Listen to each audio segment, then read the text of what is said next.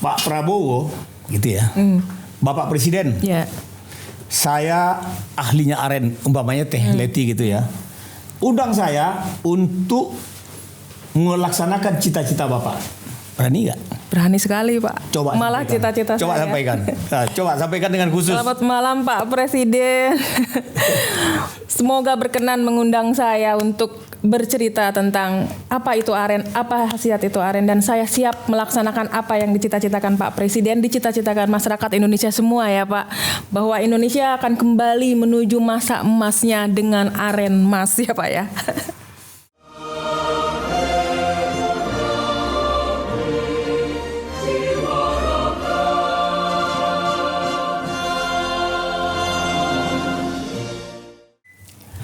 Assalamualaikum warahmatullahi wabarakatuh. Waalaikumsalam.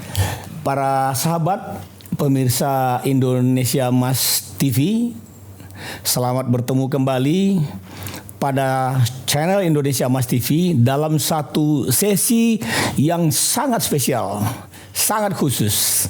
Kita Indonesia Mas TV kedatangan seorang yang luar biasa, yang sudah saya janjikan, saya minta waktunya sejak 6 bulan yang lalu. Hari ini baru bisa hadir di studio. Luar biasa kesibukannya sebagai seorang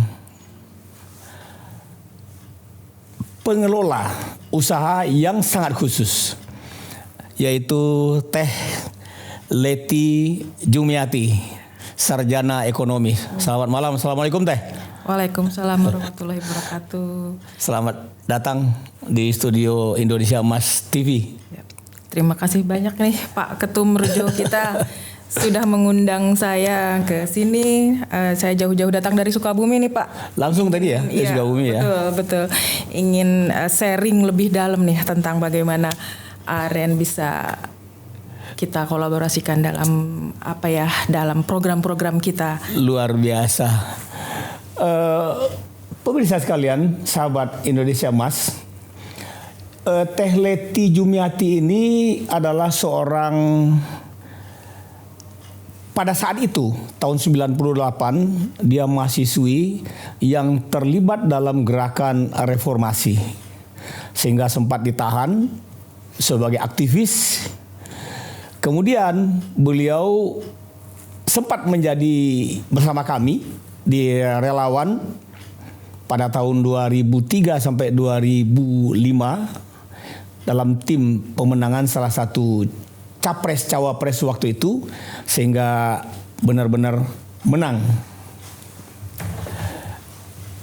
Kemudian saya menjadi heran ketika kemudian Teh Leti ini tidak terlibat banyak di dalam aktivitas kenegaraan, karena begitu banyak teman-teman beliau, para pejuang reformasi 98 itu yang bergerak di berbagai kegiatan kenegaraan, mulai dari politik, menjadi ASN, menjadi ketua umum atau wakil ketua umum, atau kegiatan-kegiatan lain dalam partai politik dan kegiatan non-government organization atau NGO. Beliau malah banyak terlibat pada satu siklus usaha, yaitu gula aren. Bagaimana aren sesungguhnya yang benar-benar dapat bermanfaat bagi kesejahteraan masyarakat Indonesia, dan apa keunggulan aren yang sebenarnya. Ayo kita kupas pada pertemuan sesi pertama ini dengan Teh Leti Jumiati. Teh, ya Pak. Bisik-bisik kita tadi ya, katanya aren itu memberi manfaat yang luar biasa bagi kemaslahatan masyarakat. Saya teringat di kampung saya, ada satu keluarga, kebetulan anaknya satu sekolah dengan saya di SD. Di dekat rumahnya 2 pohon aren. Bapaknya setiap pagi itu ambil nira. Kemudian juga ambil enjuk. Enjuk apa sih namanya dari aren itu? Ya, ijuk. Yang dia buat tali. Betul. Ijuk. Niranya dibuat gula. Betul. Di kampung kami itu pasar, setiap hari Jumat. Sehingga gula yang dari nira itu dia jual setiap Jumat, dan enjuknya dijual setiap hari Jumat yang dalam bentuk tali. Baik tali untuk menarik kerbau, untuk apalah, banyak fungsinya. Sehingga anaknya dari 2 pohon aren selesai sekolahnya dan kuliahnya. Saya baru teringat ketika Teh Leti tadi bercerita bahwa begitu hebatnya aren dalam kemampuannya gitu sebagai tanaman untuk memakmurkan atau menghidupi masyarakat luas. Coba Teh dieksplor Teh. Betul. Mungkin ini sebagian dari histori juga ya Pak ya. Kenapa sih saya menggeluti aren gitu ya? Tidak sejak keluar kuliah itu saya ditawarin jadi dosen, ditawarin jadi apa? Enggak tertarik, bukan enggak tertarik ya, tapi kayaknya itu bukan bidang saya. Bukan gitu. Dunianya. Betul. Gitu ya. Okay. Nah, ketika saya melihat di lingkungan sekitar itu banyak petani aren, petani gula ya, waktu itu gula kelapa, gula aren. Mereka bisa hidup dari sini gitu. Tapi kenapa hidupnya kok tidak terlalu wah gitu ya? Padahal ini aren itu begitu hebat. Kalau tadi yang diceritakan bisa menyekolahkan, saya yakin karena itu dia punya pohon sendiri. Pasti dia akan lebih makmur. 2 pohon. Nah, betul, pasti dia akan lebih makmur hidupnya. Tapi rata-rata kebanyakan pohon itu dia sewa Pak. Itu yang lebih menyedihkannya ya. Oh, yang sekarang ini? Betul. Itu yang akan jadi PR kita. Pohon aren kan tumbuhnya alami. Ada yang nyewa? Ada. Karena tumbuh di lahannya mereka gitu. Betul. Misalnya Bapak punya pohon nih 10 disewain ke orang. Nah dari hasil itu mereka dibagi 3:1 Pak kadang gitu. Atau 2:1 atau 2:2. Akhirnya ya mereka ya tidak begitu wah gitu ya hasilnya. 2 untuk siapa? 1 untuk siapa? 2 untuk pemilik pohon, 2 untuk petaninya. Pengolahnya. Itu yang jadi PR. Dan mereka selalu terlibat pinjem uang ke semacam itu yang jadi PR saya Pak. Ketika 2005-2007 itu saya datangi B, ini loh petani ini yang harus kita hidupkan. Gula ini sangat dibutuhkan dunia, dibutuhkan semua orang gitu. Tapi kenapa tidak ada perhatian dari pihak pemerintah? Itu saya lama Pak mencari yang bisa ikut support, tapi akhirnya lelah juga. Akhirnya saya mandiri, semua saya kerjakan sendiri dari mulai bagaimana ini aren ditanam, karena lama-kelamaan kan aren akan habis ya Pak ya. Bagaimana si petani itu mendapatkan keselamatan Pak, karena kalau udah naik dia jatuh selesai Pak. Kalau nggak meninggal cacat. Sementara mereka tulang punggung itu loh yang jadi jatuh dari pohon aren. Jadi banyak resiko sebetulnya mengambil aren. Di tengah begitu banyak manfaatnya ya. Betul. Pemirsa, Teh Leti ini adalah founders sekaligus CEO dari PT Mitra Aren Indonesia. Nanti bisa dibuka di Google, Mitra Aren Indonesia. Teh, saya dengar, saya baca juga literaturnya. Setiap 1 pohon aren itu setiap hari ya bisa menghasilkan 4 kilogram gula. Betul sekali Pak. Itu 1 hari 1 pohon. 1 pohon. Dalam jangka waktu 1 tandan itu 2 bulan sampai 3 bulan dia akan menghasilkan segitu. Nanti akan timbul lagi tandan yang baru. Jadi ini aren itu terus berkesinambungan walaupun dia akan libur 1 tahun itu selama 2 bulan ya untuk pemulihan. Ya untuk pengeluaran lagi tandan itu nggak masalah lah karena kan bergantian liburnya mereka itu. Jadi kalau dilihat dari sisi ekonomi, aren ini sangat-sangat menjanjikan. Kedua dari segi lingkungan Pak, yang sekarang lagi banyak banjir, banyak longsor, banyak itu kan alam gitu ya. Ini aren ini kita tanam itu bisa jadi penolong penahan gempa, longsor yang semacam itu banjir, terus kekurangan air karena aren itu menyimpan air Pak. Hebatnya aren itu. Beda sebentar. Kalau satu keluarga punya lahan katakan 1 hektar Teh. 1 hektar. 1 hektar lahan itu bisa ditanami berapa pohon aren? Kurang lebihnya 300 pohon Pak. 300? Betul. Usia berapa tahun dia bisa dipanen? Kalau kita treatment itu pohon Pak 3,5 tahun atau 4 tahun sudah bisa menghasilkan. 1 pohon menghasilkan 4 kilo gula. Kalau 300 pohon dalam 1 hektar, taruhlah gini Teh. 1 kilo gula aren itu di basic price-nya taruhlah yang paling rendah juga 10.000 lah ya. Taruhlah 10.000. 10.000 lah net gitu ya. Satu pohon 4 kilo. 4 kilo. Sudah 40.000. 40.000 satu pohon. Kalau 300 pohon. Sudah tinggal dikali itu Pak. 1,2 juta per hari. Betul. Dari lahan yang tadinya terbengkalai menghasilkan 1,2 juta. Mungkin dari lahan tandus sekalipun itu dari yang tandus sekalipun. Ya. Bahkan tanah yang tandus bisa disuburkan oleh akar aren yang banyak menyerap air. Betul. Wow. Keren Pak aren itu memang. Kalau 10 hektar aja kita punya tanah di kampung. Itu dia Pak. Itu udah 12 juta per hari. Betul. Penghasilannya. Dan hasil aren bukan gula saja. Ada ijuk yang tadi Bapak bilang, ada kolang-kalingnya, ada daunnya, iya, ada sapu lidinya ya. Lidinya aja sekarang sudah diminta sama Pakistan, Pak. Lidi aren itu. Oh my Udah God. banyak permintaan dari Pakistan. Jadi aren itu memang cukup keren Pak ya. Dia itu banyak sekali manfaatnya dari akar sampai ujung daunnya aja dia sangat bermanfaat. Tidak yang dibuang. Teh. Ini luar biasa. Ini harus di-explore ini. Betul sekali. Biasanya aren itu kalau saya di kampung gitu ya, itu kan tumbuhnya di lereng-lereng di antara dua bukit, dia tumbuh di sela-sela itu, banyak air gitu. Kalau kita tanam di sawah, umpamanya kita merasa sulit mendapatkan pupuk untuk padi kita, dapatkan bibit yang baik dan lain-lain, sehingga kadang-kadang ketika panen datang harga turun. Betul. Tidak memberikan keuntungan yang signifikan. Terpaksa dijual dengan harga yang ada. Kadang-kadang nggak cukup buat pengganti biaya pupuk. Kalau saya punya sawah, katakanlah 1 hektar, saya tanam aren. Di sawah saya itu bisa tumbuh subur gak arennya Teh? Karena ini sangat banyak airnya gitu. Ya betul. Kalau aren itu adalah tanaman yang nggak rewel Pak. Dia ditanam di mana aja oke, gitu kan. Tapi memang yang paling baik di ketinggian tertentu ya gitu. Tapi kalaupun sawah itu memang tidak menghasilkan begitu baik lah, kurang cerah lah hasilnya. Mendingan digantilah sama aren gitu kan.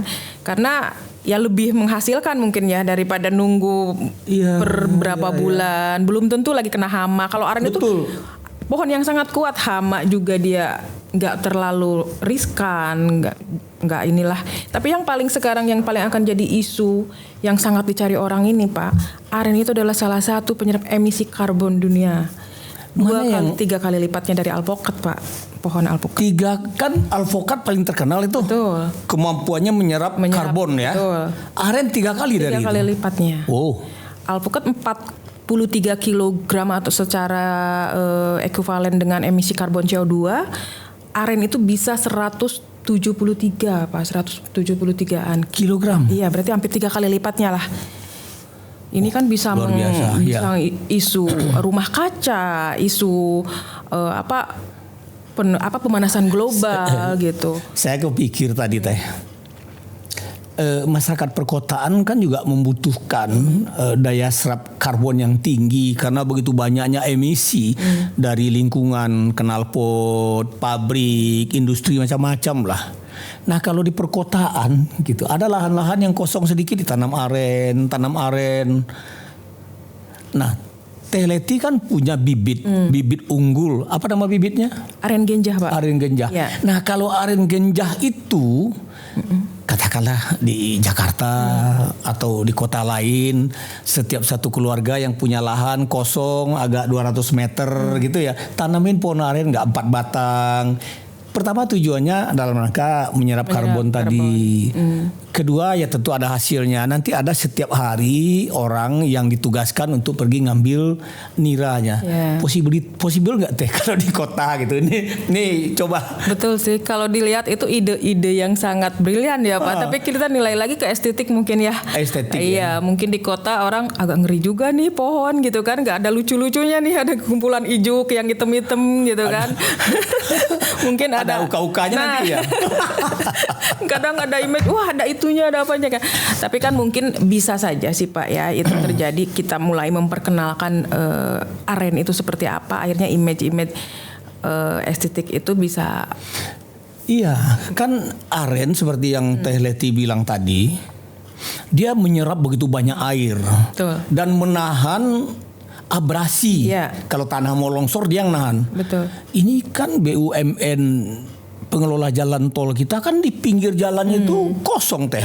Kalaupun ditanam, saya lihat ya ada yang nanam pohon-pohon, kemudian ada yang nanam juga malah sawit di sekitar itu ya. Andai pohon-pohon itu diganti atau diversifikasi atau mina istilahnya apa sih, ditanam yang lain juga ada arennya. Aren yang fungsinya tadi menyerap air, menahan longsor. Barangkali bisa juga kawan-kawan, saudara-saudara kita, para pemimpin yang ada di pengelola jalan tol memikirkan di sekitar samping jalan tol itu ditanami pohon aren. Betul, Pak. Nah, Teleti siap nggak kontrak hasil nanti dengan jalan tol tuh? Siap sekali. Siap sekali. Dan memang siap menyiapkan bibit unggul juga ya. Kita siapkan bibitnya, siapkan tim juga yang bisa menanam pohonnya, yang akan merawat pohon itu ya, Pak. Siapkan bibit. Betul. Jadi PT Mitra Aren yang dikelola oleh Teleti menyiapkan bibit, menyiapkan pemeliharaan, menyiapkan panen dan membeli hasilnya. Nah, betul ya? Sekali. Betul. Luar biasa. Iya. Luar biasa. Kadang kita kayak apa ya, kalau lagi di jalan tol begitu terik kan, terik. Oh, gimana ya kalau kita tanamin aren? Kadang ide-ide gila itu selalu muncul ya, Pak. Tapi semoga sih didengar juga ya dari pihak. Ini kan karbonnya banyak sekali tuh dari knalpot itu. Kenapa nggak dicari pohon yang paling bermanfaat untuk menyerap karbon yang dihasilkan oleh para knalpot, para pengendara mobil itu? Betul.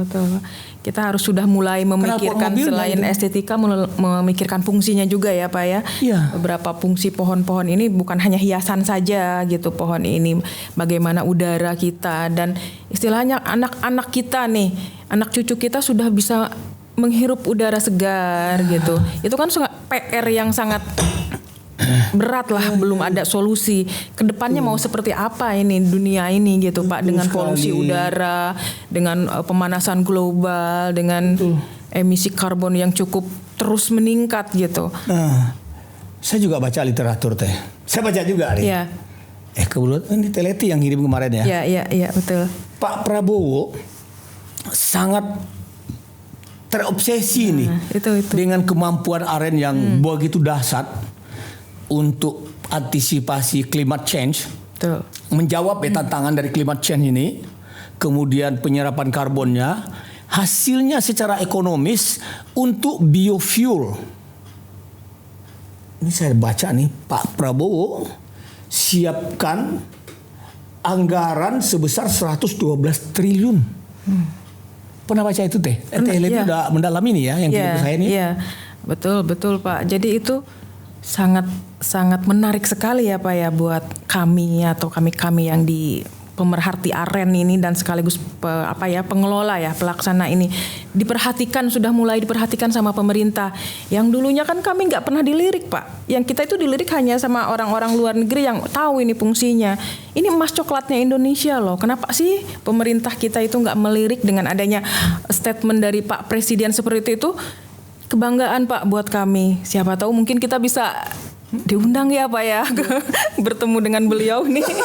Mudah-mudahan nih Pak Prabowo atau orang-orang terdekat beliau mendengar cerita Teh Leti di Indonesia Emas Channel ini dan panggil Teh Leti nih, dapat perintah kembangkan aren menjadi satu hal yang paling bermanfaat bagi bangsa Indonesia. Amin.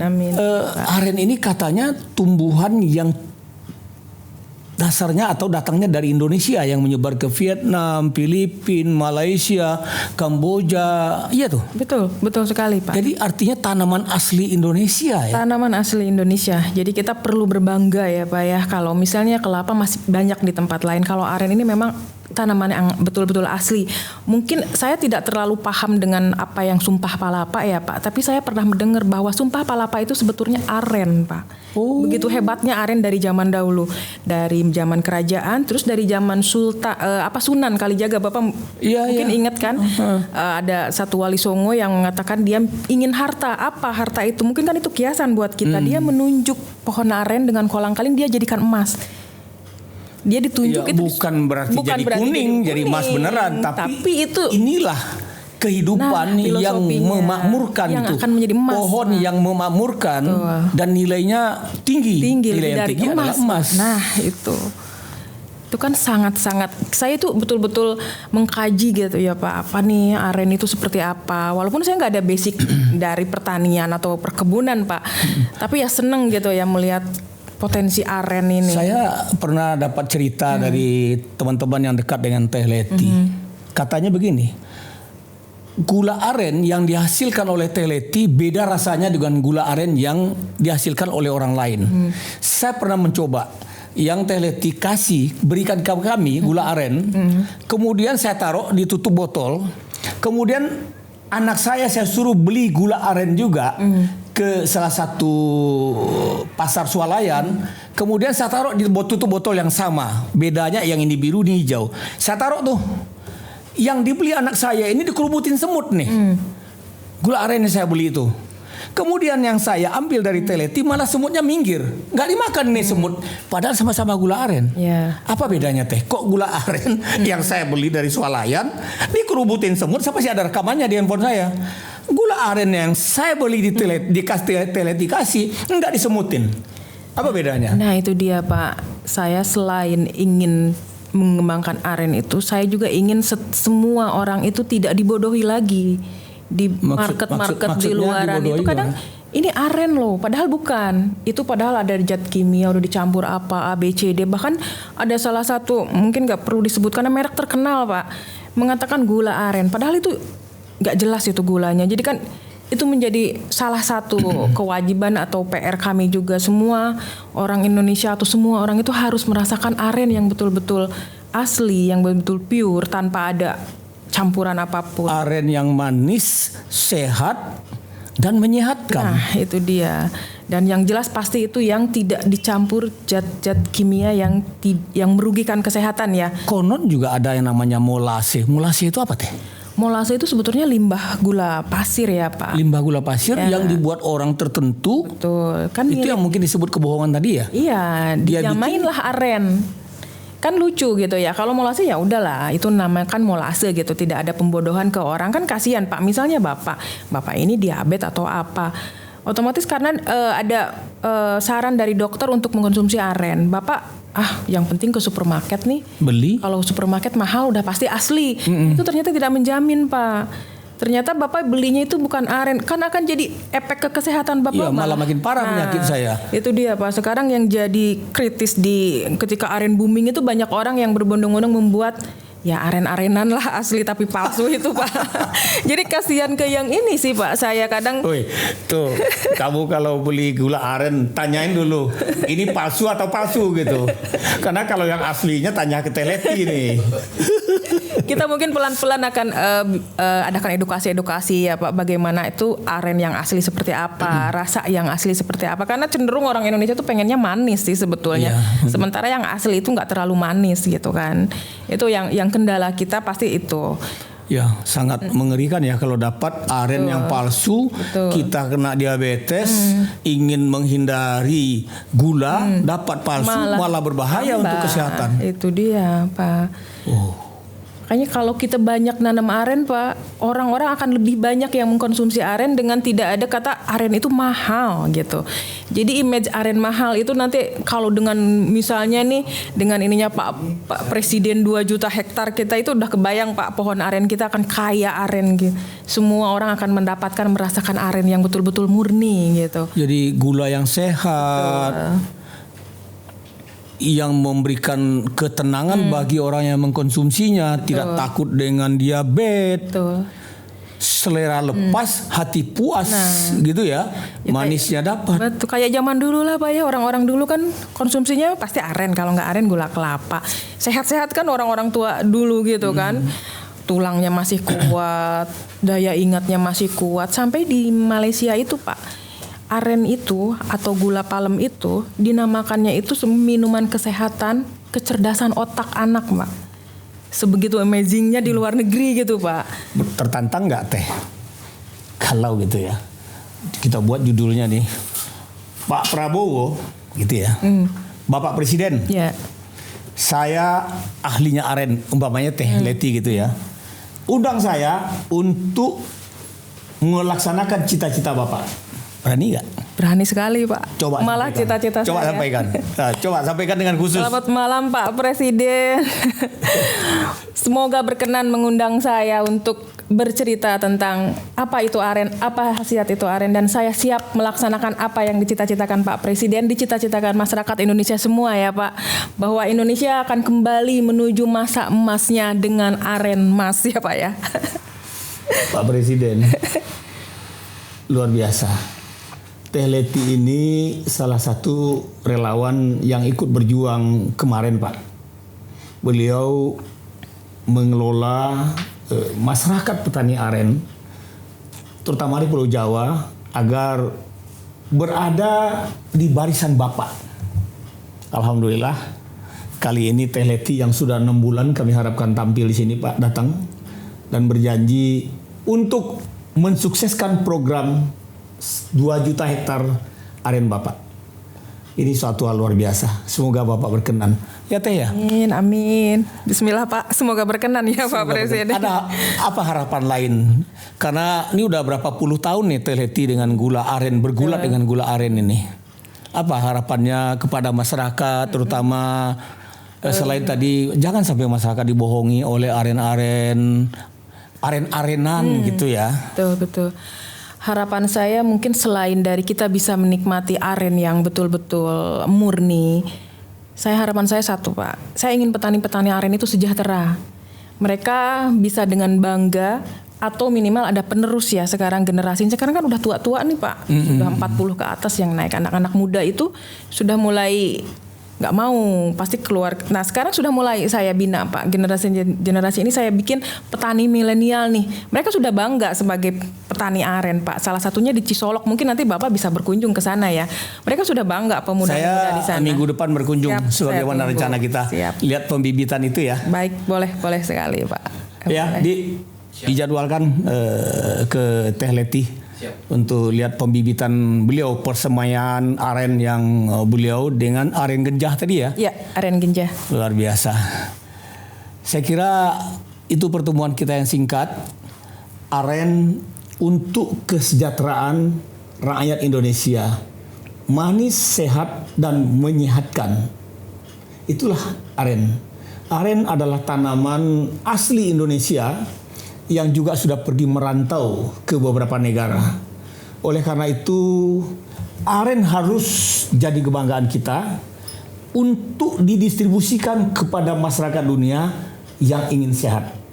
Demikian, Bapak Ibu sekalian, para sahabat yang kami banggakan, pemirsa Indonesia Emas Channel, kita berbincang dengan Teh Leti pada sesi pertama. Kita akan lanjut minggu depan untuk sesi kedua, aren yang sehat dan menyehatkan. Demikian, terima kasih. Selamat malam. Wassalamualaikum warahmatullahi wabarakatuh. Teh, terima kasih banyak ya. Sukses ya. Amin, amin. Semoga. Ini balik ke Sukabumi langsung nih. Balik ke Sukabumi langsung. Luar biasa. Beliau ini yang didengar orang lain. Beliau adalah pengurus Rejo for Prabowo Gibran yang khusus untuk aren. Terima kasih. Selalu sukses buat Rejo semua ya Pak.